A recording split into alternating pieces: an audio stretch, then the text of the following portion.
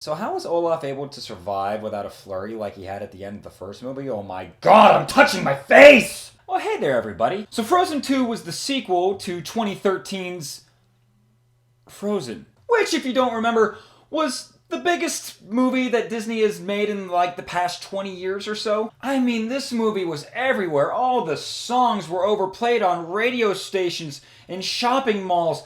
And if you went into any sort of Disney park, you just heard the music from it constantly.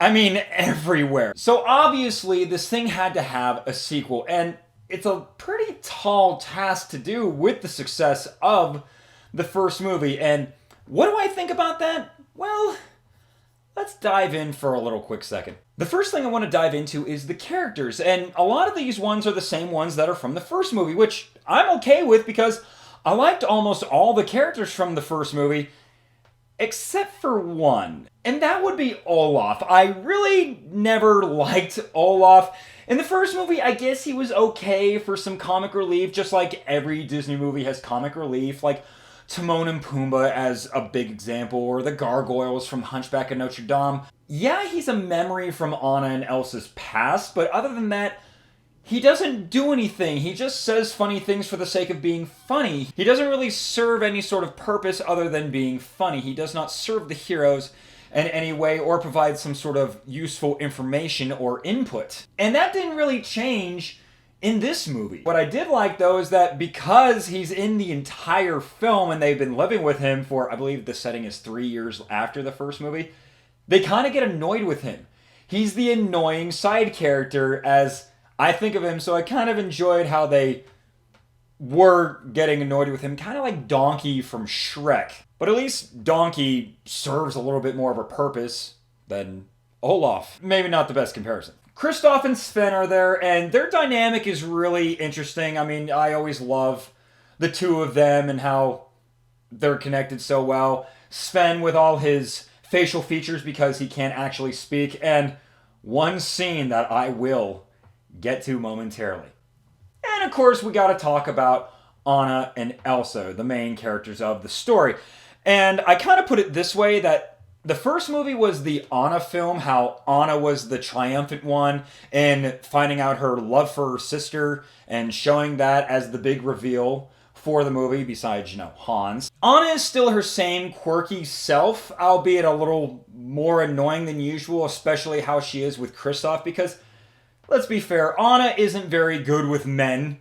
What she was with Hans, and even with her with Kristoff now isn't that great. But this was the Elsa movie. This was all about Elsa, where she came from, what her powers are, how she got them, how come she has them, Anna doesn't, etc., etc. And the biggest thing that works out for this is that in the first movie, while I do love her desire to be free and everything, how she sings and let it go, this really put it in full force. Not wanting to go out on another adventure, but she knows it's in her blood, it's in her soul that she must go out into that new world. There's a big song about it, which I will get to. And that's what works about Elsa so much here, is that it really establishes her more as that person wanting to be free and that independent woman that doesn't need a Prince Charming. It's fantastic to see in a Disney film, and it worked out so well for her character, which I really do like. As for the new characters, I mean, the general was fine. He was pretty heroic. He saved Anna at the end there, but ultimately forgettable. But the bigger forgettable ones, honestly, were, what's her name? Honeymarin and Ryder. They were worthless. I'm sorry, I know that's mean to say. They were absolutely worthless.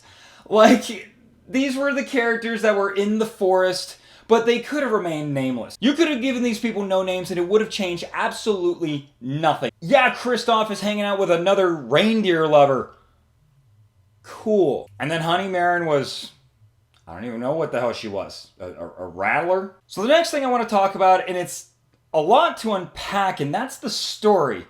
It's a little difficult to talk about because there's a lot that goes on, but let's just try and go piece by piece. The first movie was pretty simple. Girl has ice powers. Why does she have them? It doesn't really matter. The point is that she can't really control them, and she must go off and not be around people because she's a danger to them, or at least people think she's a danger. And then they have the underlying plot with Hans trying to take over the kingdom, but that's a big old secret, whatever. Anna on a quest with Kristoff to go and find Elsa to stop the eternal winter. I overcomplicated that, but it's a lot easier than this. This is along the lines of, oh, she keeps on hearing a voice, like some sort of weird little calling. By the way, when it comes to that calling, that shit was scary. Like, if I was younger and I heard that as some weird lullaby or heard it at night, that would freak me out. It's weirdly scary. But Elsa hears this voice and she feels like she has to go on her next big adventure, and Anna and Kristoff come along for the journey. Because weird things are happening in Arendelle, they have to go into this enchanted forest where not many people can get into anyway, and then there's all kinds of talks about elements and fire and water and earth and air, and I thought this was Frozen 2, not Avatar The Last Airbender. We meet the tribes people and the Arendelle soldiers that have been stuck in the forest for all these years, and they figure out that their mother was this type of weird celestial being, I guess. And she saved the dad, she saved the king, and then that's how they got married, and I don't know, she looked a little normal, whatever.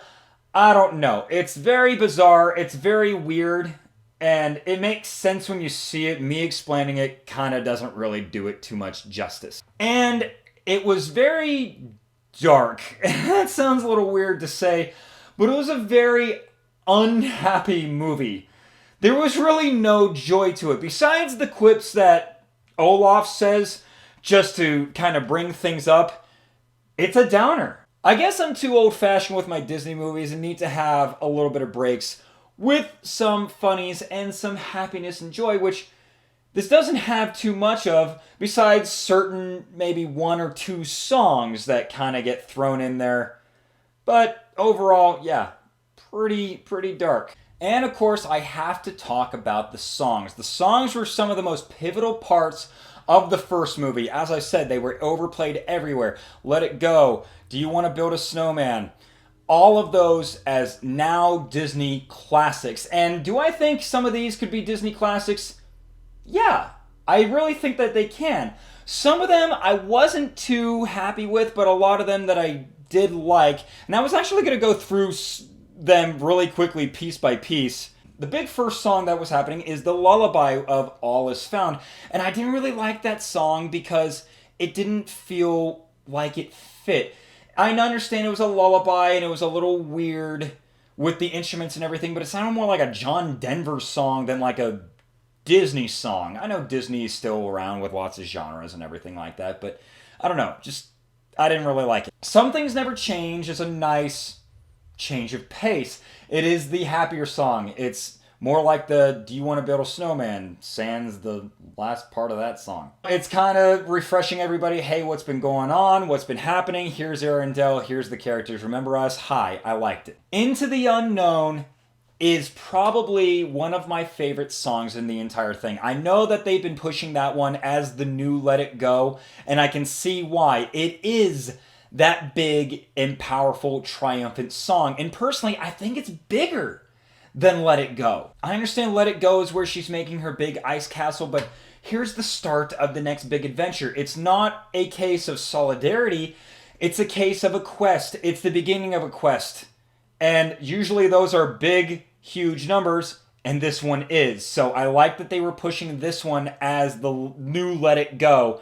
And I would love to hear this one a little bit more. Maybe not as much as Let It Go, because that was way too overplayed, but overall, yes, I would like to hear this one a little bit more. When I'm Older is a song by Olaf. In Summer Was Better. Lost in the Woods, an 80s style ballad with singing reindeer. I may just give it a 9 out of 10 just for that alone. It was absolutely amazing. It was so out of place and ridiculous. I know I was complaining about the lullaby being out of place, but because this is more like a dream sequence, that's what makes this work so well. That was one of the funniest things in this movie for a movie that doesn't have too many joyous, fun, happy moments. An 80s heartsick love ballad made this just that much better. Oh my god, I loved it. And then there's Show Yourself, which is probably the biggest song in the entire movie. It brings out the tears, it brings the chills, it brings everything. Which I know I was just talking about how amazing Into the Unknown is, and I still believe that's my favorite song, or at least the biggest triumph and Elsa song in the entire movie. But Show Yourself is a fantastic voyage into what she is in discovering the sound of the voice and what everything is and how it all comes together. What makes Show Yourself work is where it goes into the actual story. As a song itself, I prefer Into the Unknown. I could listen to that on the soundtrack. With Show Yourself, it really helps when you're watching it on the screen, when you're watching it in the movie. That's what gives that song so much power, especially the first time that you watch and listen to it at the same time. It literally gives you chills to see the full-on discovery. And that's how that song works so amazingly. Last thing I've got to talk about really quick is just the animation, and that's probably one of the biggest stars of this entire movie.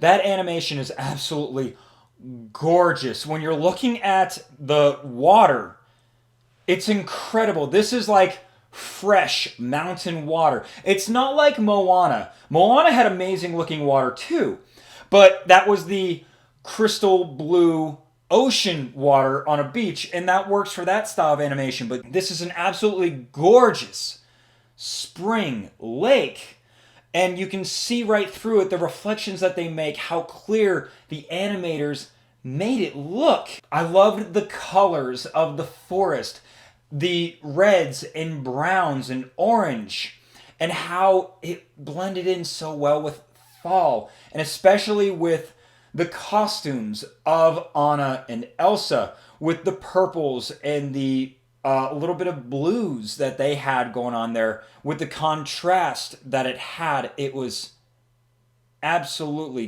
gorgeous. The biggest praise I can give this entire movie, if it be the characters, if it be the songs, if it be the story itself, it has to be the animation. I cannot sing its praises enough.